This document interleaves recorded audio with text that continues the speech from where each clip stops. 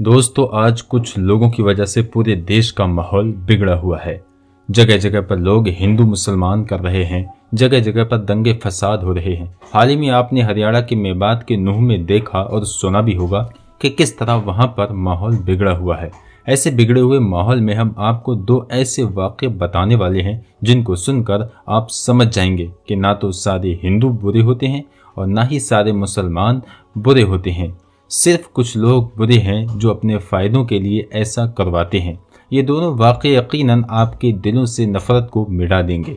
इसलिए आज की ये वीडियो आप सभी के लिए बहुत ही ज़्यादा ख़ास होने वाली है। आप हिंदू हो या मुसलमान, आप इस वीडियो को आखिर तक ज़रूर देखिएगा। और अगर आपको लगे कि ये वीडियो हिंदू और मुसलमान को एक करने में मददगार साबित हो सकता है तो आप इस वीडियो को दिल से एक लाइक करें और मेहरबानी करके इसे शेयर भी कर दें ताकि और भी लोगों के पास ये वीडियो पहुंच जाए। तो चलिए दोस्तों शुरू करते हैं। दोस्तों, पहला वाक़या है इलाहाबाद की रहने वाली एक लड़की रुबीना का। रुबीना लखनऊ में रहकर अपनी पढ़ाई पूरी कर रही थी। रुबीना उस दिन अपने घर इलाहाबाद जाने वाली थी, मगर उसी दिन उसी के फ्रेंड के घर पर कोई पार्टी थी। इसलिए उसने सोचा कि पहले मैं अपने फ्रेंड के घर पार्टी अटेंड कर लेती हूँ, उसके बाद शाम को अपने घर चली जाऊंगी। बस यही सोचकर उसने अपना रिजर्वेशन भी करवा लिया था। उसके बाद रुबीना ने पार्टी अटेंड की और शाम को वो सीधी अपने फ्रेंड के घर से निकली और रेलवे स्टेशन पहुंच गई और जाकर ट्रेन में अपनी सीट पर बैठ गई। रुबीना का रिजर्वेशन जिस बोगी में था उसमें लगभग सभी लड़के ही थे, जिनकी हंसी मजाक रुबीना को खूब डरा रहे थे। टॉयलेट जाने के बहाने से रुबीना पूरी बोगी में घूम आई थी। मुश्किल से पूरी बोगी में 2 या 3 औरतें ही रही होंगी। ये देखकर रुबीना डर के मारे कांप सी गई, क्योंकि पहली बार वो रात के वक्त ट्रेन में अकेली सफर कर रही थी। इसलिए वो पहले से ही बहुत घबराई हुई थी और अब उसकी बोगी में सारे लड़के ही भरे पड़े थे। ये देखकर अब वो और भी ज्यादा डर गई थी। इसलिए फिर वो खुद को इत्मीनान रखने के लिए अपनी सीट पर बैठी और एक मैगजीन निकालकर पढ़ने लगी। बोगी में लड़कों का एक झुंड था जो शायद किसी कैंप में जा रहा था। उनकी हंसी मजाक और उनके चुटकुले रुबीना को और भी ज्यादा डरा रहे थे। रुबीना के डर और भय के बीच रात धीरे धीरे गुजरने लगी, मगर रुबीना अभी भी कांप रही थी। ये देखकर अचानक सामने की सीट पर बैठे लड़के ने कहा कि हेलो, मैं रियाज हूँ और आप? तो डर के मारे पीली पड़ चुकी रुबीना ने कहा मैं। तो लड़का समझ गया और वो कहने लगा, जी कोई बात नहीं, अगर आप अपना नाम नहीं बताना चाहती हैं तो मत बताइए, मगर वैसे आप जा कहाँ रही हैं? तो रुबीना ने धीरे से कहा कि इलाहाबाद। इतना सुनते ही एक लड़के ने कहा कि क्या इलाहाबाद? अरे वाह, वहाँ तो मेरी नानी का घर है, इसी रिश्ते से तो आप मेरी बहन लगी। खुश होते हुए रियाज ने कहा। फिर इलाहाबाद की अनगिनत बातें वो बताता रहा कि उसके नाना जी काफ़ी नामी इंसान हैं, उनके दोनों मामा सेना में ऊंचे पद पर हैं। इसी तरह से वो नई पुरानी बातें करने लगा। रुबीना भी धीरे धीरे नॉर्मल होकर रियाज की बातों में दिलचस्पी लेने लगी और रुबीना रात भर रियाज जैसे भाई के साए में सोती रही। सुबह रुबीना ने कहा कि लीजिए, आप मेरा पता रख लीजिए, कभी नानी के घर आना हुआ तो आप हमारे घर भी आइएगा। तो ये सुनकर लड़के ने कहा कि कौन सा नानी का घर? बहन, वो तो मैंने आपको डरते हुए देखा तो मैं झूठ मूठ के रिश्ते बनाने लगा। मैं तो पहले कभी इलाहाबाद आया ही नहीं था। ये सुनकर रुबीना चौंक उठी। तो लड़के ने कहा कि बहन, ऐसा नहीं है कि सभी लड़के बुरे होते हैं, कि किसी अकेली लड़की को देखा नहीं कि उसके ऊपर गिद्ध की तरह टूट पड़े। हम में से ही तो बाप और भाई भी होते हैं। इतना कहकर प्यार से रुबीना के सर पर हाथ रखकर मुस्कुराने लगा। रुबीना रियाज को देखती रही जैसे कि उसका कोई अपना सगा भाई अलविदा ले रहा हो। रुबीना की आंखों में आंसू आ गए थे। तभी जाते जाते रियाज ने रुबीना से कहा कि हाँ बहन, मेरा नाम रियाज नहीं है, मेरा नाम राजेश है। ये सुनकर रुबीना और भी ज्यादा हैरान हो उठी। दोस्तों, ये तो हुई एक हिंदू लड़के की बात। अब आपको मुस्लिम लड़के का भी एक वाकया सुनाते हैं जिनको सुनकर आपका दिल खुश हो जाएगा और आपके दिल से नफरत खत्म हो जाएगी। अब हम आपको जो वाकया बताने वाले हैं, ये वाकया गुजरात दंगे का बताया जा रहा है। कहा जाता है कि 27 फरवरी 2002 को दिन में एक ट्रेन में आग लगने की वजह से हिंदू मुसलमानों के बीच में लड़ाई शुरू हो गई थी, जो रात तक बढ़ते बढ़ते बहुत ज़्यादा बढ़ गई थी। फिर रात के वक्त में लोग टोलियों की शक्ल में सड़कों पर घूमने लगे और बेकसूर लोगों पर हमला करने लगे। इसी रात गुजरात के अहमदाबाद शहर में एक हिंदू लड़की अपने घर जा रही थी। इसी बीच उसने देखा कि सामने से सैकड़ों की तादाद में लोग अपने हाथों में तलवार लिए और शोर शराबा करते हुए आ रहे हैं।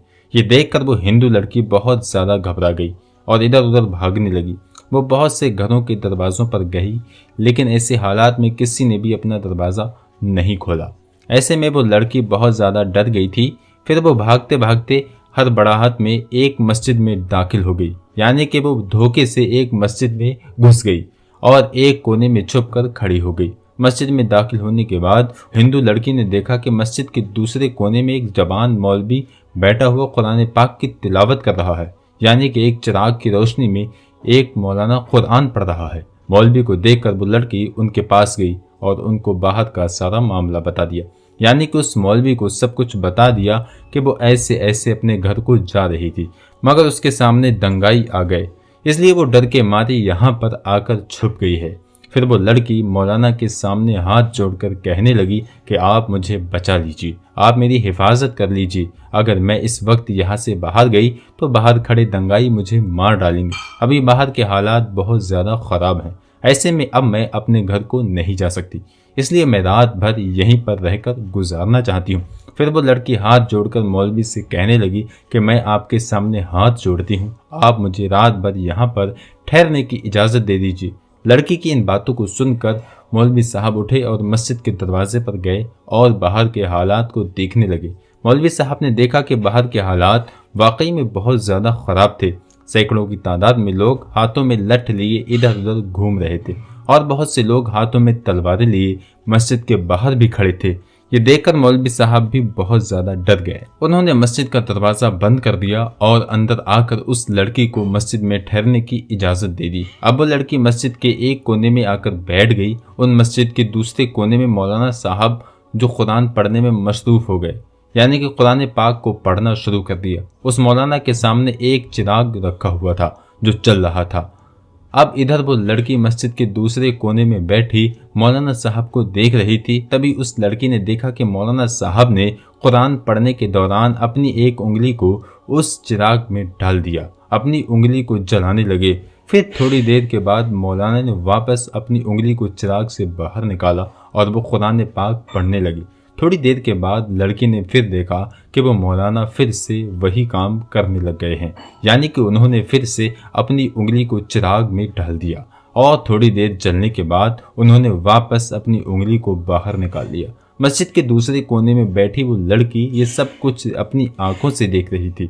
ये देखकर वो लड़की हैरान और परेशान हो गई और सोचने लगी कि ये मौलाना कहीं पागल तो नहीं हो गया है जो बार बार अपनी ही उंगली को आग में जला रहा है।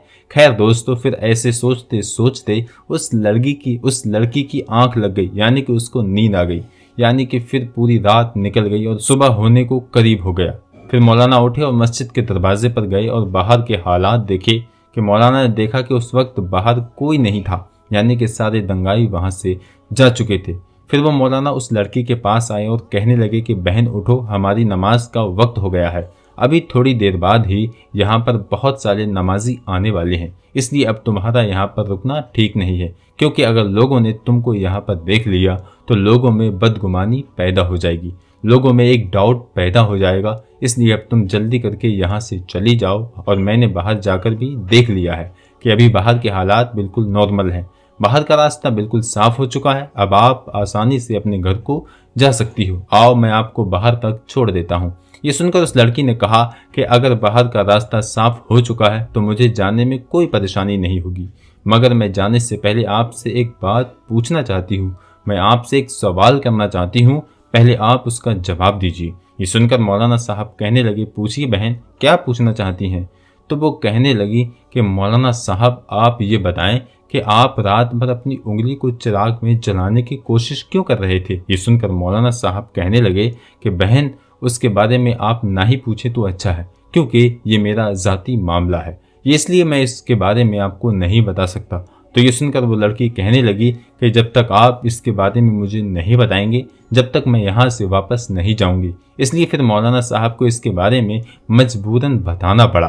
फिर वो मौलवी साहब कहने लगे, देखो बहन, बात दरअसल ये है कि जब तुम रात के वक्त यहाँ पर आई थी तो तुम्हारी खूबसूरती को देखकर शैतान ने मुझको बहकाना शुरू कर दिया। इसलिए फिर मेरे दिल में नफ्सियाती ख्वाहिशात उभरने लगी थी, यानी कि तुमको देखकर मेरा दिमाग में गलत सलत और गंदे ख्यालात आने लगे थे और वो मुझको बेचैन करने लगे थे। इसलिए फौरन मेरे दिल ने मुझसे कहा कि अगर तुम बुरा काम करोगे, अगर तुम गलत काम करोगे तो कल क़यामत के दिन तुझे जहन्नम की आग में जलना पड़ेगा, जिस दुनिया की आग से 70 गुना ज़्यादा भयंकर होगी।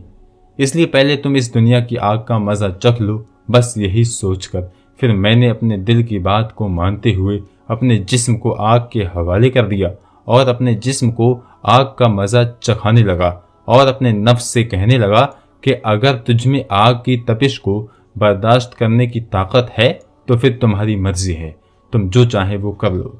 अगर तुम इसको बर्दाश्त कर सकती हो तो तुम ये गुनाह कर लो। इसीलिए इसी वजह से रात में जब जब मेरा दिमाग में जब जब गंदे ख्यालात आए तब तब मैंने अपने नफ्स को आग के हवाले कर दिया और नफ्स को आग का मज़ा चखाने लगा। आग की तपिश देखकर मेरे नफ्स गलत काम करने से रुक गई। ऐसा करते करते ही मेरी पूरी रात गुजर गई। तो दोस्तों, देखा आपने, ना ही सारे हिंदू बुरे होते हैं, ना ही सारे मुसलमान बुरे होते हैं। बुरे कुछ गिने चुने लोग होते हैं जिनको भी बुरा बनाने पर बुरे होते हैं। कुछ लोग हैं जो अपने फ़ायदे के लिए हिंदू मुसलमान को लड़वाने का काम कर रहे हैं। इसलिए आप ऐसे लोगों की बातों में कभी ना आए और आपस में सब मिलजुल कर रहें। इसी में हम सब का फ़ायदा है, हमारे देश का फ़ायदा है। उम्मीद करते हैं कि आज की ये वीडियो आपको अच्छी लगी होगी। पसंद आई हो तो दिल से एक लाइक कीजिएगा और मेहरबानी करके इसे शेयर भी कर दीजिएगा ताकि और भी लोगों के पास ये वीडियो पहुंच जाए। मिलेंगे आपसे अगली वीडियो में, जब तक के लिए अस्सलामु अलैकुम, अल्लाह हाफ़िज़।